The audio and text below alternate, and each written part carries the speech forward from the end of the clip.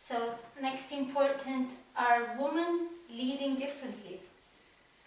I personally believe yes. Maybe that's a prejudice, but I believe yes, and I try to explain why.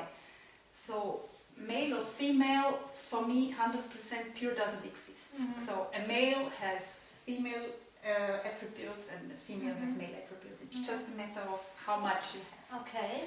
First of all. So that's why you cannot say female per se are better or male per se are better. But they are different in the way that we have a different socialization. Still, we have this. And there is a little bit, and probably feminists will shout at me now, but I believe that, we have some genes which date in back hundreds of thousands of years. Male always were trained to hunt and more or less to destroy things. And women were trained to keep together, to be more attentive, caring, this type of thing. And I think this very, very basic thing is still there. It has grown over not only centuries, but thousands of years. And that's in us. And this is the same in all cultures. When you go to Africa, when you go to Europe, when you go to Asia, it's always this what I call the female part, the caring part. So most of the women, they have a tendency to rather to build, to take care of, and not to destroy. And it's not this strive for power which they have. There are exceptions, like I said, when a woman has a stronger male part, for example, then she can be very not powerful, but this strive for the wrong power. Can happen. I agree. But normally, I say women are more trying to listen, and what I call emotional intelligence. Women have this in general more than men have it.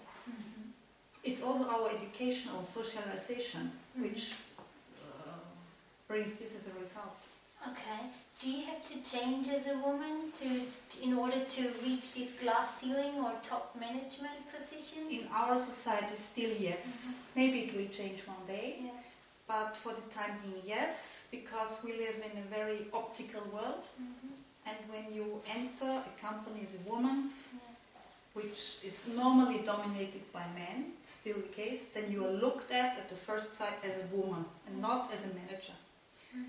So to remove this impression, you have to behave a little bit like a man. So that's why normally when you have women in top management, you see them very often in black or blue trousers and this male style. So it's still, I think it's strictly forbidden as a woman in the management when you're dressed too sexy. Because then all your colleagues will see the woman and will not see you as a manager. And I also believe that still women have to be a little bit better than men to reach the higher management levels. Better in knowledge. Because when a woman does a mistake, it's much worse than when a man does the same thing. So we are not still not so tolerant, but it's also the same in our society. We always put the blame when the family doesn't work, for example. It's mostly the blame of the woman and not of the man. So it's the first reaction of normal people is she was a bad mother. That's the first. So and it's in the management it's the same when you're not really good. You have much more difficulties than a man. And then the second thing is women sometimes do not have enough self-esteem, and they are doing things. So they are reluctant to try things because of being afraid of making mistakes. So they would need someone to push them or to help them. So for a woman, mentorship might be even more important than for a man, because she needs the support and she needs trust and so the push, as you said. So you had that because you... I was lucky. I had 2 male bosses, Okay. and both of them took a lot of time to really to support me, and evenings and evenings and evenings of discussion, of training, and they had the trust. I had the capabilities, so I think I was clever enough to do the job, but I had 2 bosses who really took care for me and were real mentors and backed me up. Perfect. Perfect. Which is not always the case. Yeah. Which is leading me to the opportunities. Do men and women and minorities, for example, have the same opportunities, or are there still missing gaps, what you can't fill up or not going to be? First of all, I think that not all people as human beings have the same opportunities. I doubt that one day they will have, because it's such a long development, so I have my doubts that this will happen one day. So you have your personal limits. Each human being has personal limits. When it comes to opportunities, in Austria we have a good school system, so everybody can go and can get free education.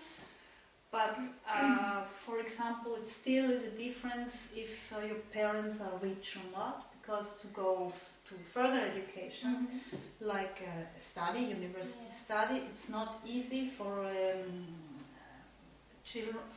child with a lot of sisters and brothers and parents who are working from a working class environment. So, for me, opportunity starts with education also. So first your personal limits, second education, and third the environment. So all these 3 things are important, and that's the reason why I think same opportunities, equal opportunities are still limited, even in our society. And when you go to India or to another country, it's the same. Not even worse. Worse. Because women are treated like sometimes like animals. When you see this, I don't know if you have seen this film Slumdog Millionaire, for example, with a small girl. She's 9 years old, and her father has nothing better to do than trying to sell her now. So it's a cultural thing, but it's not the same opportunities for everybody. We have to work that it will get better, but it's not the case. So it would be a start that everyone has the same education, maybe? Yes, education is very important. Do you think that's ever gonna change totally, that a corporate society will be colorblind or gender blind? We will not live that long. Okay. Okay. Well, actually that's helped me really, really a lot. Thank you very much for your time, and have a nice day. You too. Thank you. Thank you.